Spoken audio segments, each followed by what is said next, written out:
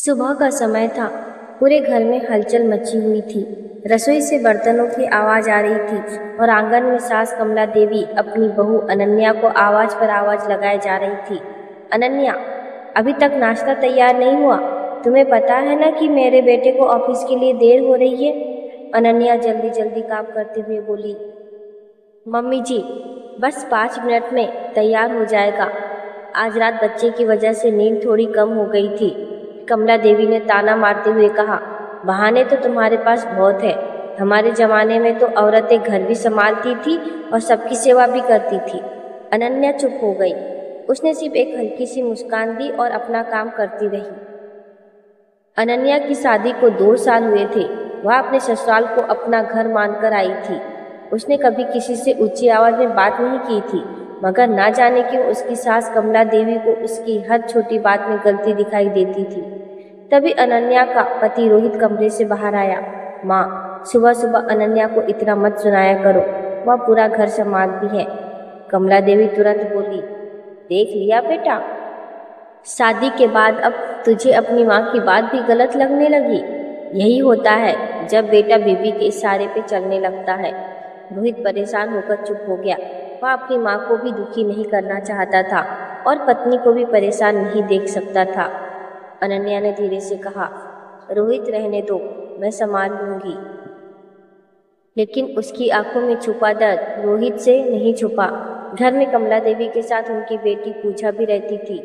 पूजा को अपनी भाभी अनन्या बिल्कुल पसंद नहीं थी। वह अक्सर अपनी माँ से कहती, मम्मी, भाभी बहुत चालाक है, धीरे धीरे भैया को हमसे दूर कर देगी। कमला देवी उसकी बातों को हवा देती और कहती, मैं सब समझती हूँ बेटी, अभी तो यह नई है। ज्यादा सिर पर चढ़ गई तो कल हमें ही इस घर में जगह नहीं मिलेगी। अनन्या इन बातों से अनजान थी। वह अपनी तरफ से रिश्ते निभाने में लगी हुई थी। एक दिन कमला देवी की तबीयत अचानक खराब हो गई। अनन्या ने दिन रात उनकी सेवा की, दवा से लेकर खाना तक सब समय पर दिया और उसकी महिलाएं भी कहने लगी, कमला जी, आपकी बहू तो बहुत अच्छी है, आजकल ऐसी बहुएं कहाँ मिलती हैं। मगर कमला देवी के मन में फिर भी बदलाव नहीं आया। उन्होंने मुस्कुराते हुए कहा, अच्छा बनने का दिखावा करना कोई मुश्किल काम नहीं होता। यह बात अनन्या ने सुन ली। उसकी आंखें भर आई। वह कमरे में जाकर रोने लगी। तभी रोहित आया और बोला, क्या हुआ अनन्या? अनन्या ने आंसू छुपाते हुए कहा, कुछ नहीं रोहित, बस कभी कभी लगता है कि मैं चाहे जितना करूं, मम्मी जी को कभी अपनी नहीं लगूंगी। रोहित ने उसका हाथ पकड़कर कहा, तुम चिंता मत करो, मैं जानता हूँ कि तुम कैसी हो। लेकिन अनन्या को नहीं पता था कि आने वाले दिनों में उसके सामने ऐसी परीक्षा आने वाली थी जिसमें उसे अपने सम्मान के लिए खुद लड़ना पड़ेगा। क्योंकि घर के अंदर कुछ ऐसा होने वाला था जिससे पूरे परिवार की सोच बदलने वाली थी। कुछ दिन बाद घर में एक नई परेशानी खड़ी हो गई। रोहित के पिता की पुरानी दुकान में अचानक नुकसान हो गया। घर के खर्चों को लेकर सब परेशान हो गए। कमला देवी ने तुरंत अपनी बेटी पूजा से कहा, अब देखना, यह बहू कोई ना कोई बहाना बनाएगी, इसे तो सिर्फ आराम करना आता है। अनन्या ने जब यह बात सुनी तो उसने बिना कुछ कहे अपने गहनों का डिब्बा निकाला और रोहित के सामने रख दिया। रोहित हैरान होकर बोला, यह क्या है अनन्या? अनन्या ने शांत आवाज में कहा, घर मेरा भी है। रोहित, अगर मेरे गहने काम आ सकते हैं तो इससे बड़ी खुशी मेरे लिए और क्या होगी। रोहित की आंखों में अपनी पत्नी के लिए सम्मान और बढ़ गया। मगर कमला देवी को यह बात पसंद नहीं आई। उन्होंने पूजा से कहा, देखा बेटी, यही तो इसकी चाल है, पहले सबके सामने अच्छा बनेगी और फिर एहसान जताएगी। पूजा बोली, मम्मी, हमें कुछ करना होगा वरना भैया पूरी तरह भाभी के हो जाएंगे। कुछ दिनों बाद कमला देवी के कमरे से एक जरूरी कागज गायब हो गया। वह कागज दुकान से जुड़ा हुआ था। पूरे घर में हड़कंप मच गया। कमला देवी ने बिना सोचे अनन्या की तरफ देखा और बोली, बहू, मेरे कमरे में तुम्हारे अलावा गया कौन था? अनन्या चौंक गई। मम्मी जी, मैं तो सिर्फ आपका खाना रखने गई थी, मैंने कोई कागज नहीं लिया। पूजा तुरंत बोल पड़ी, भैया अब आप ही सोचो, माँ के कमरे की चीज गायब है और भाभी वहाँ गई थी। रोहित परेशान हो गया। उसने कहा, पूजा, बिना सबूत किसी पर शक मत करो। लेकिन कमला देवी गुस्से में बोली, बेटा माँ की बात पर भरोसा नहीं करेगा, शादी के बाद माँ पर भी शक करेगा। अनन्या की आंखों में आंसू आ गए। उसने कहा, मम्मी जी, मैंने आपको हमेशा अपनी माँ माना है। अगर आपको मुझ पर शक है तो मैं क्या कर सकती हूँ। उसी समय पड़ोस की एक महिला वहाँ आई और बोली, कमला जी, मैंने कल पूजा बिटिया को आपके कमरे के पास देखा था। यह सुनते ही पूजा घबरा गई। वह तुरंत बोली, झूठ बोल रही है आप। माहौल और बिगड़ गया। रोहित ने सबकी तरफ देखा। उसके मन में पहली बार सवाल उठा कि आखिर सच क्या है। रात को अनन्या अकेली बैठी सोच रही थी, मैंने इस घर को अपना समझा, सबके लिए किया, लेकिन आज भी मुझे पराया ही समझा जाता है। तभी उसकी सास की आवाज़ आई, बहू, कल से तुम्हें घर के कामों की जरूरत नहीं। जब तक यह बात साफ नहीं होती तुम अपने कमरे में रहो। अनन्या के पैरों तले जमीन खिसक गई। उसे महसूस हुआ कि अब बात सिर्फ एक कागज की नहीं रही, बल्कि उसकी सम्मान की बन चुकी थी। अगले दिन रोहित को ऐसा सच पता चलने वाला था जो पूरे परिवार को हिला देगा। अगली सुबह घर का माहौल पहले जैसा नहीं था। अनन्या अपने कमरे में चुपचाप बैठी थी। उसकी आंखों में दर्द था, लेकिन उसने किसी से शिकायत नहीं की। वह बस यही सोच रही थी कि जिस घर को उसने अपना सब कुछ माना, वही आज उसे शक की नज़र से देखा जा रहा है। तभी रोहित कमरे में आया। उसके चेहरे पर चिंता साफ दिखाई दे रही थी। उसने धीरे से कहा, अनन्या, मुझे तुमसे कुछ पूछना है। अनन्या ने उसकी तरफ देखा और बोली, पूछो रोहित। रोहित कुछ देर चुप रहा, फिर बोला, कल जो कागज गायब हुआ था उसके बारे में मुझे कुछ पता चला है। अनन्या की धड़कन तेज हो गई। रोहित ने कहा, वह कागज तुम्हारे पास नहीं था। अनन्या की आंखों में आंसू आ गए। उसने सिर्फ इतना कहा, मुझे पता था कि एक दिन सच सामने आएगा। रोहित ने उसका हाथ पकड़ते हुए कहा, मुझे माफ़ करना अनन्या, मुझे तुम पर शक नहीं करना चाहिए था। तभी बाहर से कमला देवी की आवाज़ आई, बेटा किस बात की माफ़ी मांग रहा है। रोहित और अनन्या बाहर आए। रोहित ने अपनी माँ से कहा, माँ, मुझे पता चला है कि कागज पूजा के पास था। यह सुनते ही पूजा का चेहरा उतर गया। कमला देवी बोली, यह झूठ है, मेरी बेटी ऐसा कभी नहीं कर सकती। रोहित ने कहा, माँ, मैंने पूजा का बैग देखा था, उसमें वही कागज मिला है। पूजा घबरा गई। उसकी आंखों से आंसू निकलने लगे। उसने कहा, भैया, मैं बताना चाहती थी लेकिन डर गई थी। रोहित ने गुस्से में पूछा, डर किस बात का था पूजा? तुमने भाभी पर इल्ज़ाम क्यों लगाया? पूजा चुप रही। फिर उसने धीरे से कहा, क्योंकि मम्मी ने कहा था कि अगर भाभी घर से चली जाएगी तो सब पहले जैसा हो जाएगा। यह सुनते ही पूरा घर शांत हो गया। कमला देवी कुछ बोल नहीं पाई। अनन्या की आंखों में आंसू थे।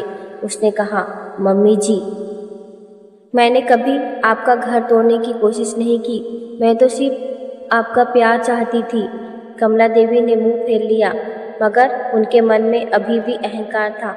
उन्होंने कहा, ठीक है, गलती हो गई, लेकिन इसका मतलब यह नहीं कि तुम हमें गलत साबित करोगी। रोहित ने पहली बार अपनी माँ से सख्त अंदाज में कहा, माँ, गलती इंसान से होती है, लेकिन किसी निर्दोष को बदनाम करना बहुत बड़ी गलती है। अनन्या ने इस घर के लिए जितना किया है उतना शायद कोई नहीं कर सकता। कमला देवी को यह बात चुभ गई। उन्होंने मन ही मन सोचा, अगर अनन्या और रोहित ऐसे ही करीब रहे तो मेरा घर में कोई महत्व नहीं रहेगा। उसी रात कमला देवी ने पूजा से कहा, बेटी, अभी हमारी हार नहीं हुई है, हमें ऐसा कदम उठाना होगा जिससे रोहित की आंखों के सामने अनन्या की असलियत आ जाए। पूजा डरते हुए बोली, मम्मी, लेकिन भाभी ने तो कुछ किया ही नहीं। कमला देवी ने कहा, तू मेरी बेटी है या उसकी तरफ है? पूजा चुप हो गई। अनन्या को अंदाजा नहीं था कि उसके खिलाफ एक और बड़ी साजिश तैयार हो रही है, लेकिन इस बार वह चुप रहने वाली नहीं थी, क्योंकि अब सवाल सिर्फ उसका नहीं बल्कि उसके सम्मान का था। कुछ दिन बीत गए। अनन्या ने पहले की तरह घर संभालना शुरू कर दिया, लेकिन अब उसके अंदर एक बदलाव आ चुका था। पहले वह हर बात चुपचाप सह लेती थी, मगर अब उसने तय कर लिया था कि गलत बात को गलत जरूर कहेगी। रोहित भी अब पहले से ज़्यादा उसका साथ देने लगा था। यह बात कमला देवी को अंदर ही अंदर परेशान कर रही थी। एक दिन कमला देवी ने रोहित से कहा, बेटा, मुझे लगता है अब तुम्हें अपनी माँ की कोई ज़रूरत नहीं रही। तुम्हारी पत्नी ने तुम्हें हमसे दूर कर दिया। रोहित ने दुखी होकर कहा, माँ ऐसा मत बोलिए। अनन्या ने कभी मुझे आपसे दूर नहीं किया। दूरियां तो गलतफहमियों ने बनाई है। यह सुनकर कमला देवी चुप हो गई। लेकिन उनके मन में एक आखिरी चाल चलने का विचार आ गया। अगले दिन घर में रिश्तेदार आने वाले थे। कमला देवी ने सबके सामने अनन्या को नीचा दिखाने की योजना बनाई। उन्होंने जानबूझकर एक पुरानी पारिवारिक चीज अनन्या के कमरे में रख दी और फिर सबके सामने बोली, मेरी एक चीज कई दिनों से गायब थी, आज अचानक बहू के कमरे से मिल गई। अब मैं क्या समझूं? घर में बैठे सभी लोग हैरान रह गए। अनन्या को जैसे जमीन की शक्ति महसूस हुई। उसने कहा, मम्मी जी, यह आपने मेरे कमरे में रखा है, मैं ऐसा कभी नहीं कर सकती। कमला देवी बोली, देखा सबने, गलती पकड़ी गई तो अब मुझ पर इल्जाम लगा रही है। रिश्तेदारों में बातें होने लगी। तभी रोहित आगे आया और बोला, बस माँ, हर बार अनन्या को ही गलत साबित करना बंद कीजिए। कमला देवी बोली, तू भी अपनी पत्नी की बातों में आ गया? रोहित ने शांत लेकिन मजबूत आवाज में कहा, नहीं माँ, मैं सच के साथ खड़ा हूँ। तभी पूजा अचानक वहाँ आ गई। उसके चेहरे पर पछतावा था। उसने सबके सामने कहा, मम्मी अब और नहीं। मैंने भी कई बार भाभी के खिलाफ आपका साथ दिया, लेकिन आज मैं सच बताना चाहती हूँ। सबकी नजरें पूजा पर टिक गई। पूजा ने कहा, माँ ने कई बार भाभी को परेशान किया, क्योंकि उन्हें डर था कि भैया भाभी के करीब हो जाएगा। यह जो सामान मिला है, इसे भी माँ ने ही रखा था। कमला देवी के चेहरे का रंग उड़ गया। रिश्तेदारों के सामने उनका सच सामने आ गया। अनन्या की आंखों से आंसू निकल आए। उसने कहा, मम्मी जी, मैं आपसे कभी लड़ना नहीं चाहती थी, मैं तो बस आपका प्यार चाहती थी, लेकिन आपने मुझे हमेशा दुश्मन समझा। कमला देवी के पास कोई जवाब नहीं था। पहली बार उन्हें अपनी गलती का एहसास होने लगा। रोहित ने कहा, रिश्ते डर से नहीं, विश्वास से चलते हैं। अगर घर में किसी का सम्मान नहीं होगा तो वह घर कभी खुश नहीं रह सकता। उस दिन के बाद घर का माहौल बदलने लगा, लेकिन कमला देवी के मन में पछतावे के साथ एक और डर था, क्योंकि अब उन्हें समझ आ गया था कि उनकी बहू कमजोर नहीं है, वह सच के लिए खड़ी हो सकती है। और अगले दिन ऐसा फैसला होने वाला था जो इस परिवार की जिंदगी हमेशा के लिए बदल देगा। अगली सुबह घर में पहले जैसी कड़वाहट नहीं थी। कमला देवी अपने कमरे में चुपचाप बैठी थी। रात भर वह अपनी हर गलती के बारे में सोचती रही थी। उन्हें याद आ रहा था कि कैसे अनन्या ने बिना किसी शिकायत के उनकी सेवा की, कैसे उसने परिवार को जोड़ने की कोशिश की और कैसे उन्होंने ही उसे बार बार दुख दिया। अनन्या उनके कमरे में आई। हाथ में चाय का कप था। कमला देवी ने हैरानी से पूछा, बहू, तुम अभी भी मेरे लिए चाय लेकर आई हो? अनन्या ने धीरे से कहा, मम्मी जी, रिश्ता गलतियों से ख़त्म नहीं होता। अगर कोई अपनी गलती मान ले तो उसे सुधरने का मौका देना चाहिए। कमला देवी की आंखें भर आई। उन्होंने कांपती आवाज़ में कहा, अनन्या, मैंने तुम्हारे साथ बहुत गलत किया। मैंने तुम्हें बहू नहीं, हमेशा पराया समझा। तुम्हारी अच्छाई को भी शक की नज़र से देखा। अनन्या चुप रही। कमला देवी ने उसका हाथ पकड़ लिया और बोली, क्या तुम मुझे माफ़ कर पाओगी? अनन्या की आंखों से आंसू निकल आए। उसने कहा, मम्मी जी, मुझे सिर्फ आपका प्यार चाहिए। तभी रोहित भी वहाँ आ गया। उसने माँ और पत्नी को साथ देखकर राहत की सांस ली। कुछ समय बाद पूजा भी अनन्या के पास आई। उसने कहा, भाभी, मुझे माफ़ कर दो। मैंने माँ की बातों में आकर तुम्हें गलत समझा। तुमने हमेशा मेरा अच्छा चाहा और मैंने तुम्हारे साथ गलत किया। अनन्या ने मुस्कुराकर कहा, रिश्तों में गलती हो सकती है, लेकिन दिल साफ होना चाहिए। धीरे धीरे घर में फिर से खुशियाँ लौटने लगी। कमला देवी अब अनन्या की तारीफ करने लगी। जो सास कभी उसकी छोटी छोटी बातों में कमी निकालती थी, वही अब लोगों से कहती थी, मेरी बहू जैसी बेटी किस्मत वालों को मिलती है। कुछ महीनों बाद अनन्या ने दूसरे प्यारे से बच्चे को जन्म दिया। पूरे घर में खुशी का माहौल था। कमला देवी बच्चे को गोद में लेकर बोली, इस घर में यह बच्चा सिर्फ खुशी नहीं लाया, बल्कि हमें अपने रिश्तों की कीमत भी समझा गया। रोहित ने अनन्या का हाथ पकड़ते हुए कहा, तुमने कभी हार नहीं मानी। तुम्हारे धैर्य ने इस घर को टूटने से बचा लिया। अनन्या मुस्कुराई और बोली, घर ईंटों से नहीं बनता रोहित, घर बनता है प्यार और सम्मान और विश्वास से। दोस्तों, इस कहानी से यही सीख मिलती है कि किसी इंसान को बिना जाने परखना नहीं चाहिए। रिश्तों में अगर सम्मान और समझ हो तो टूटते हुए रिश्ते भी फिर से जुड़ सकते हैं। सच और धैर्य की हमेशा जीत होती है। दोस्तों, अगर आपको अनन्या की यह कहानी अच्छी लगी हो तो कमेंट करके ज़रूर बताइए कि आपकी नज़र में सबसे बड़ी गलती किसकी थी, कमला देवी की या पूजा की। क्या एक बहू को बार बार बिना गलती के दुख सहना चाहिए? अपनी राय ज़रूर लिखिए।